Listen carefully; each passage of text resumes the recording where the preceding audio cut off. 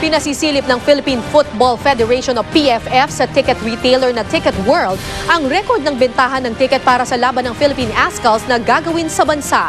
Ito'y sa gitna ng reklamo ng ilang fans na may mga tinatawag na scalper na posibleng namakyaw daw ng mga ticket para maibenta sa mas mahal na halaga. Nitong Sabado, sinimula ng pagbebenta ng ticket para sa laban na gaganapin sa ika-28 ng Hulyo.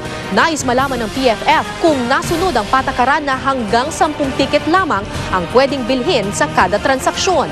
Sa panayam ng GMA News Online, sinabi ng kinatawan ng Ticket World na nasunod naman ito. Gayunman, pwede raw pumila uli ang buyer para bumili uli ng ticket. Ididimanda ang retiradong player ng NBA na si Shaquille O'Neal ng kanyang dating kaibigan. Ayon sa mga dokumentong inihain sa korte ng isang nagangalang Robert Ross, si O'Neal umano ang utak sa tangkang pangingidnap sa kanya noong taong 2008. Sa loob din daw ng mahabang panahon, inutusan ni O'Neal si Ross na pumatay at manakit na mga tao na kaaway ng dating basketbolista. Itinanggi naman niya ng kampo ni O'Neal.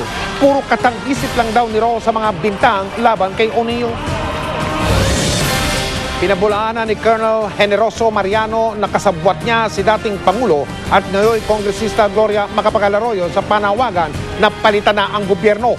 Sa kanyang text sa kaibigan niyang si retired Colonel Ariel Querubin, sinabi niyang hindi siya tuta ni Arroyo o ng iba pang politiko.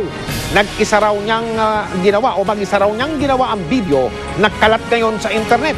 Umaasa siyang lalabas ang katotohanan sa investigasyong ginagawa ng hukbong sandataan.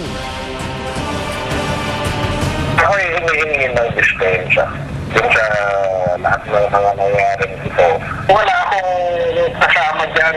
Kung mag-focus kay Colonel Generoso Ventura Mariano, ang tignan po ninyo ay ang kalagayan natin.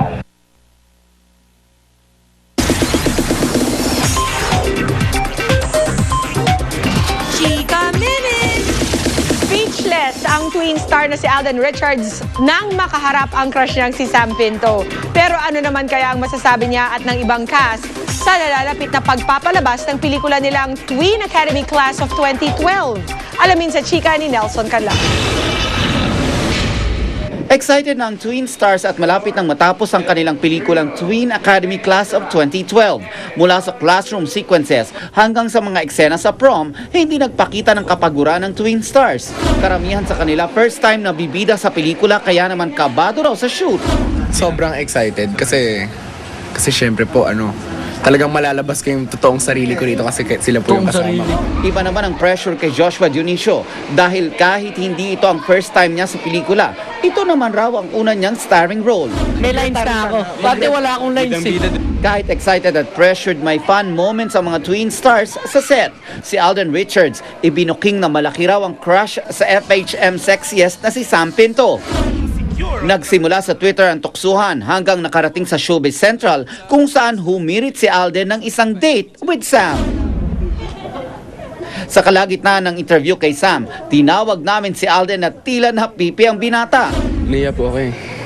Kasi ginawa ko po sa Showbiz Central. Uy, narinig ko yun.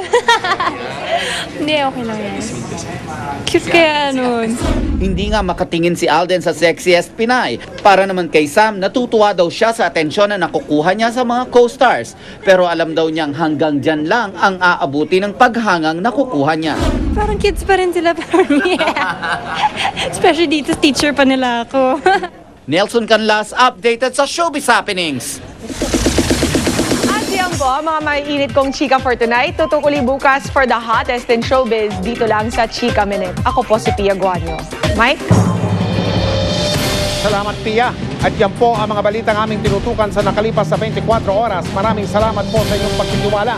Sa ngalan ni Mel Tiangco, Cara David at Pia Guanyo, mula sa Tahanan ng Katotohanan, ako po si Mike Enriquez.